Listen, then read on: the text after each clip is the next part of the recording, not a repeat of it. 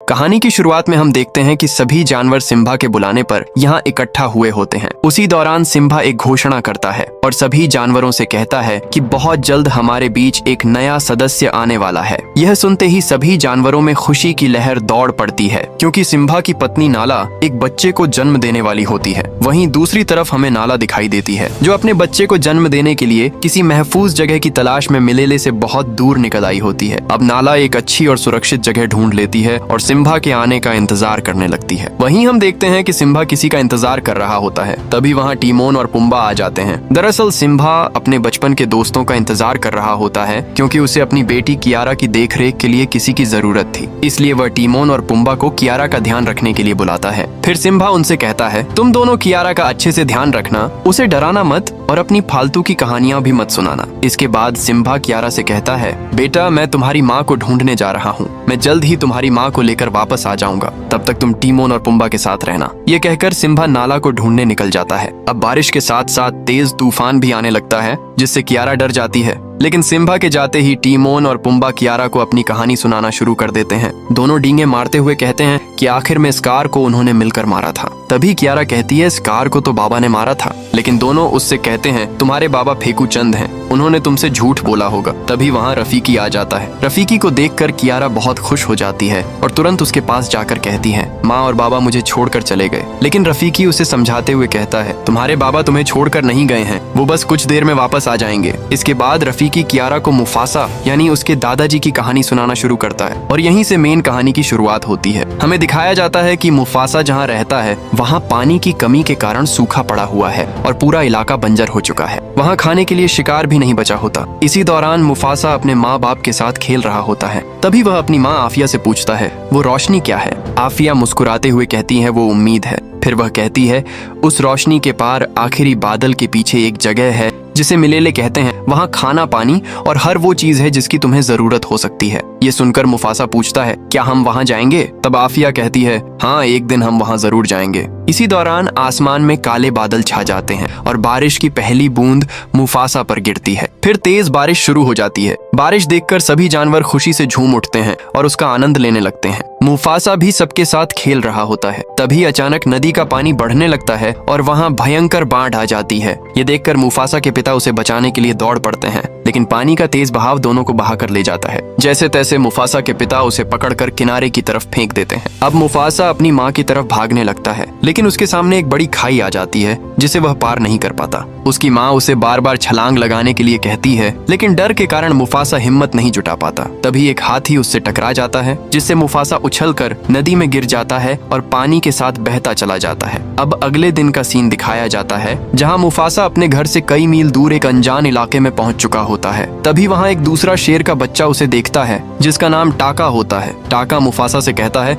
अगर तुम यहाँ रुके रहे तो कोई तुम्हें खा जाएगा। तभी अचानक दो मगरमच्छ मुफासा पर हमला कर देते हैं। मुफासा अपनी जान बचाकर भागने लगता है और टाका भी उसकी मदद करने की कोशिश करता है, लेकिन तभी टाका की माँ वहाँ आ जाती है और दोनों की जान बचा लेती है। वह टाका को डांटते हुए कहती है, तुम बिना बताए यहाँ क्यों आए? अगर तुम्हें कुछ हो जाता तो? इसके बाद टाका मुफासा को अपने साथ ले जाने की जिद करने लगता है। पहले तो उसकी माँ मना कर देती है, लेकिन टाका के बार बार कहने पर वह मान जाती है और मुफासा को अपने बच्चे की तरह अपनाने का फैसला करती है। फिर वे सब अपने घर पहुँचते हैं। वहाँ टाका के पिता ओवासी मुफासा को अपनाने से साफ इनकार कर देते हैं। वह कहते हैं, हम अजनबियों पर भरोसा नहीं करते। सच्चा रिश्ता सिर्फ खून का होता है। हम घुसपैठियों को मारकर खा जाते हैं। और वह मुफासा को वहाँ से चले जाने के लिए कहते हैं, लेकिन मुफासा जवाब देता है, अगर मैं भागा तो आप मुझे पकड़ नहीं पाओगे। मैं दुनिया का सबसे तेज भागने वाला बच्चा हूँ। ये सुनकर ओवासी टाका और मुफासा के बीच एक दौड़ रखने का फैसला करता है। शर्त ये होती है कि अगर टाका जीत गया तो मुफासा को वहाँ से जाना होगा, लेकिन अगर मुफासा जीत गया तो उसे उनके साथ रहने का मौका मिलेगा। फिर गिनती शुरू होते ही दोनों पूरी ताकत से दौड़ने लगते हैं। रास्ते में मुफासा थकने लगता है, क्योंकि उसने कई दिनों से कुछ खाया पिया नहीं होता। इसी वजह से वह कमजोर पड़ने लगता है। वापसी के समय टाका उससे आगे निकल जाता है,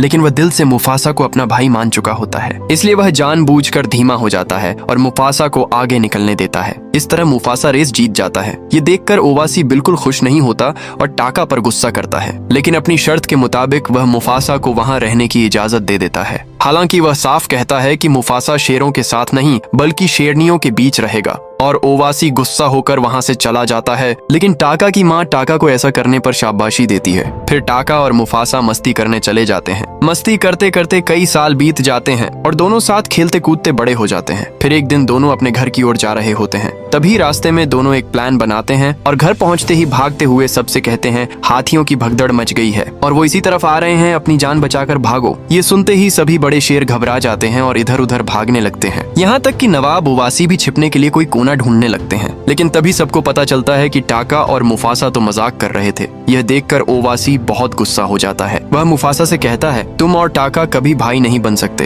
तुम्हारी जगह यहाँ नहीं है, तुम्हारी जगह सिर्फ जनाने में है। यह कहकर ओवासी मुफासा को वहाँ से भगा देता है। फिर ओवासी टाका से कहता है बेटा तुम मर्द हो, तुम्हारी जगह हम मर्दों के बीच है, तुम आने वाले कल का भविष्य हो, एक दिन तुम यहाँ के राजा बनोगे, तुम्हारे पास सब कुछ होगा। लेकिन टाका ओवासी से कहता है मुफासा माँ के साथ शिकार पर जाता है, मुझे भी शिकार करना सीखना है। लेकिन ओवासी उसे ऐसा करने से मना कर देता है और सो जाता है। दूसरी ओर ईशा माँ मुफासा को शिकार करना और हवा के झोंकों से शिकार का पता लगाना सिखा रही होती है। फिर ईशा माँ और मुफासा दोनों छुपकर शिकार की ओर बढ़ने लगते हैं और टाका भी उन्हें छुपकर देख रहा होता है क्योंकि उसे भी शिकार करना सीखना था। लेकिन अब इन लोगों पर एक बहुत बड़ी मुसीबत आने वाली होती है क्योंकि दूसरी तरफ से दो सफेद और बेहद खतरनाक शेर भी वहीं शिकार करने आए होते हैं और वो भी इन्हीं की तरफ बढ़ रहे होते हैं। तभी ईशा माँ को एहसास हो जाता है कि यहाँ इनके अलावा कोई और भी मौजूद है। वहीं मुफासा भी ईशा माँ की तरफ आ रहा होता है। तभी ईशा माँ उसे चौकन्ना करती है और मुफासा भी उन शेरों को देख लेता है। उधर टाका भी उन शेरों को देखकर डर जाता है। तभी सफेद शेर शिकार को छोड़कर ईशा माँ पर हमला कर देते हैं। ये देखकर मुफासा तुरंत ईशा माँ की मदद के लिए दौड़ पड़ता है। वहीं ईशा माँ देखती है कि टाका भी वहीं मौजूद है, लेकिन मदद करने की बजाय वह डरकर वहाँ से भाग रहा होता है। इधर मुफासा अकेला ही दोनों शेरों से भिड़ जाता है। तभी एक शेर ईशा माँ को दबोच लेता है। ये देखकर मुफासा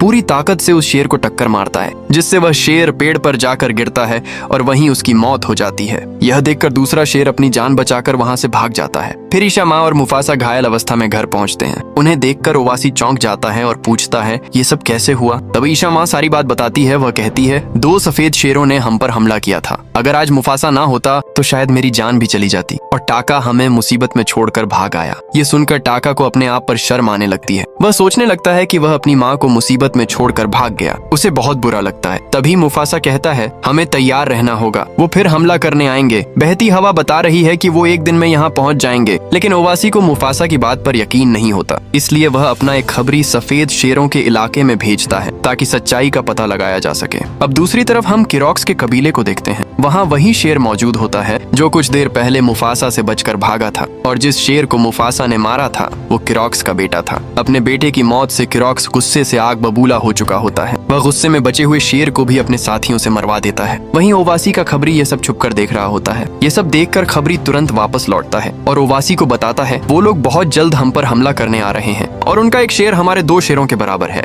यह सुनते ही ओवासी तुरंत एक फैसला लेता है। अपने खून और वंश को बचाने के लिए वह टाका को वहाँ से भागने के लिए कहता है। वह कहता है टाका तुम किसी नई जगह जाकर जिंदगी की नई शुरुआत करना। फिर ओवासी मुफासा को भी टाका के साथ जाने के लिए कहता है, लेकिन मुफासा जाने से मना कर देता है क्योंकि वह अपनी ईशा माँ को छोड़ना नहीं चाहता था। तभी ईशा माँ उससे कहती है उस रोशनी की तरफ देखो, उस रोशनी के आगे काली घाटियों के उस पार तुम्हारी आंखों से भी दूर वहाँ एक गौरव भूमि है जो बिल्कुल स्वर्ग जैसी है, उसे मिलेले कहते हैं। तुम्हें वहीं जाना है क्योंकि तुम्हारा असली परिवार आज भी तुम्हारा इंतजार कर रहा है। फिर ईशा माँ मुफासा को जाने के लिए कहती है। टाका अभी भी अपने डर और शर्म के कारण उदास था, लेकिन ईशा माँ उसे समझाती है और कहती है तुम्हें भी बहादुरी दिखाने का मौका मिलेगा, लेकिन अभी तुम दोनों यहाँ से चले जाओ। फिर टाका और मुफासा जीने की उम्मीद में आगे बढ़ जाते हैं और कुछ ही देर बाद किरोक्स अपनी पूरी फौज के साथ ओवासी के वास पर हमला कर देता है। किरोक्स और उसकी फौज मिलकर ओवासी और उसके साथियों को मार डालते हैं। इसके बाद किरोक्स मुफासा और टाका के पीछे पड़ जाता है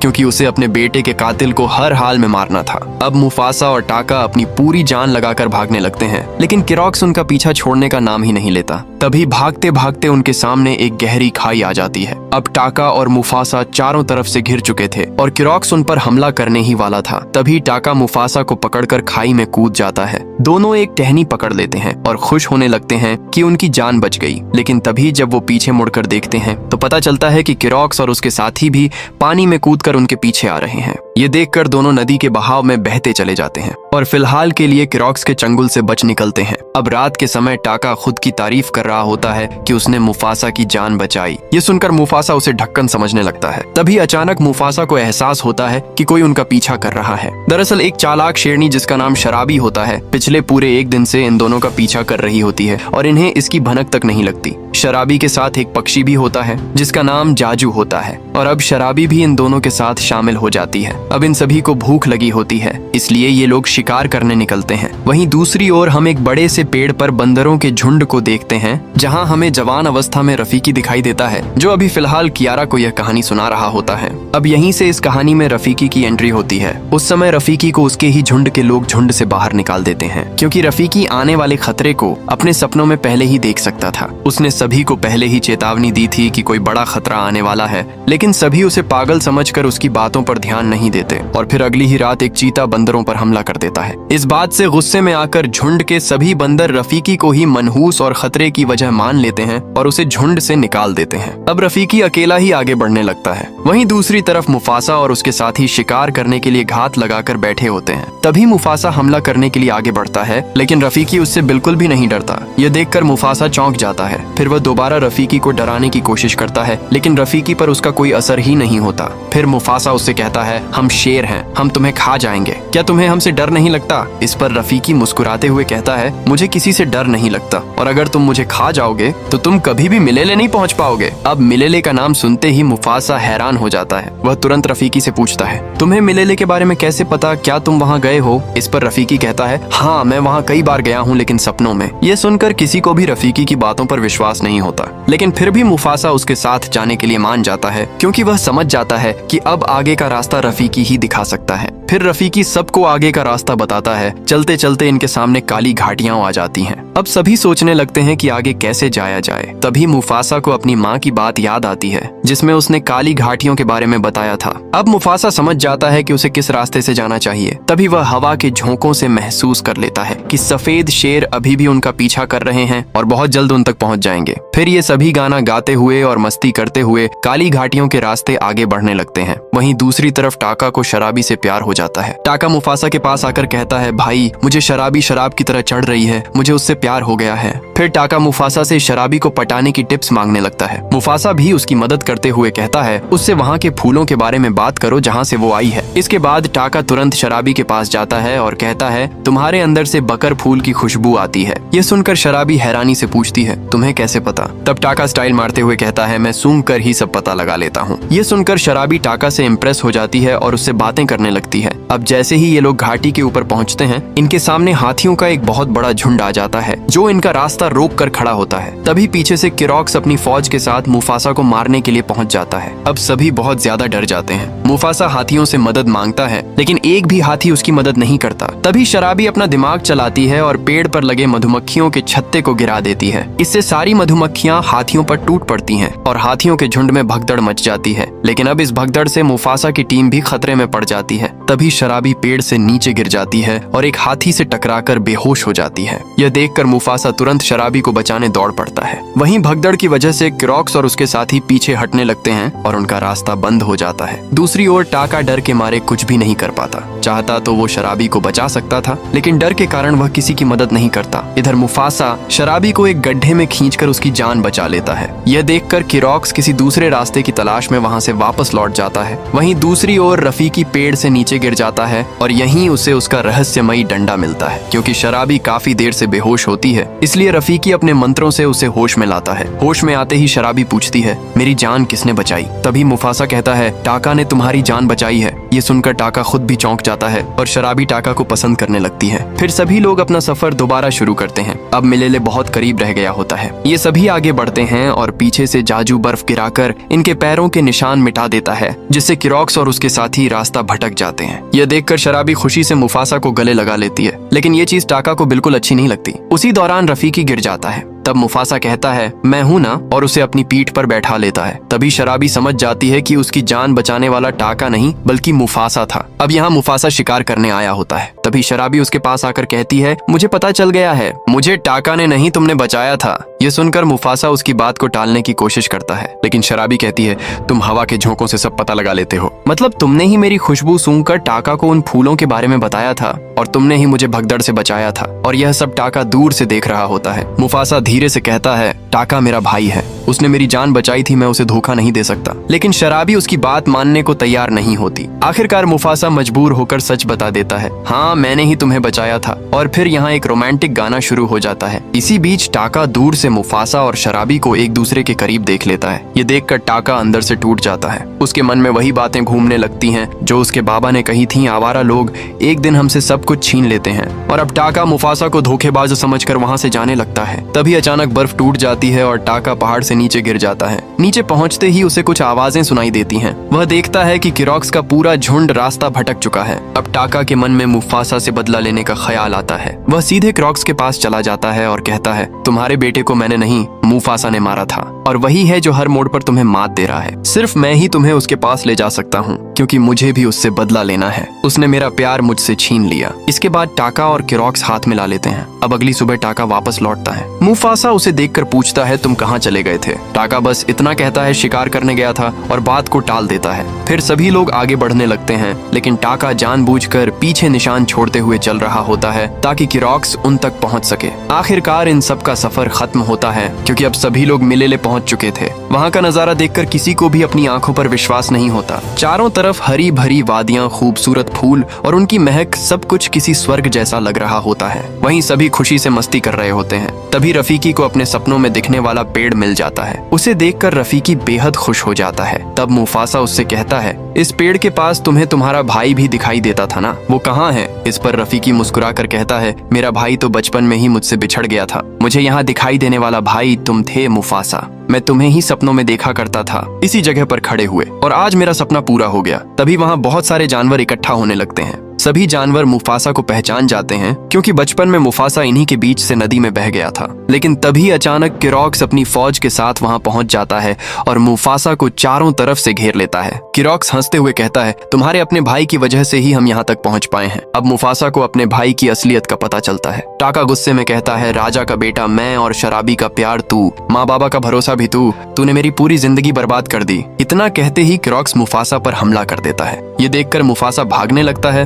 लेकिन उसके सामने एक गहरी खाई आ जाती है। तभी पीछे से किरॉक्स उस पर हमला करता है, लेकिन मुफासा चालाकी से किरॉक्स को ही खाई में गिरा देता है। अब मुफासा को थोड़ा समय मिल जाता है। वह पहाड़ के ऊपर चढ़कर जोरदार दहाड़ मारता है। उसकी दहाड़ सुनकर सारे जानवर उसके सामने इकट्ठा हो जाते हैं। तभी मुफासा सबसे कहता है, मैं हूँ मुफासा बेघर आवारा, फिर भी आज तुम सबके सामने सीना तान कर खड़ा हूँ। मुझे पता है तुम सब डरे हुए हो, लेकिन तुम्हें मेरी मदद करनी होगी। तभी एक जिराफ कहता है, हम तुम्हारे साथ क्यों मरें? ये सिर्फ तुम्हारी लड़ाई है। इस पर मुफासा कहता है, आज ये लोग मुझे मारने आए हैं, लेकिन मेरे बाद क्या ये तुम्हारा शिकार नहीं करेंगे? अगर आज तुम सबने मेरी मदद नहीं की तो आने वाले समय में मिलेले भी खत्म हो जाएगा। ये सुनते ही सभी जानवर मुफासा का साथ देने के लिए तैयार हो जाते हैं। फिर सभी मिलकर किरॉक्स की फौज पर हमला कर देते हैं और उन्हें खदेड़ खदेड़ कर मारने लगते हैं। उधर ऊपर 3 शेरनियां मुफासा पर हमला कर देती हैं। लड़ाई करते करते मुफासा एक बड़े काले गड्ढे में गिर जाता है। वहाँ चारों तरफ अंधेरा होता है। मुफासा मदद के लिए टाका को पुकारता है, लेकिन टाका उसकी मदद नहीं करता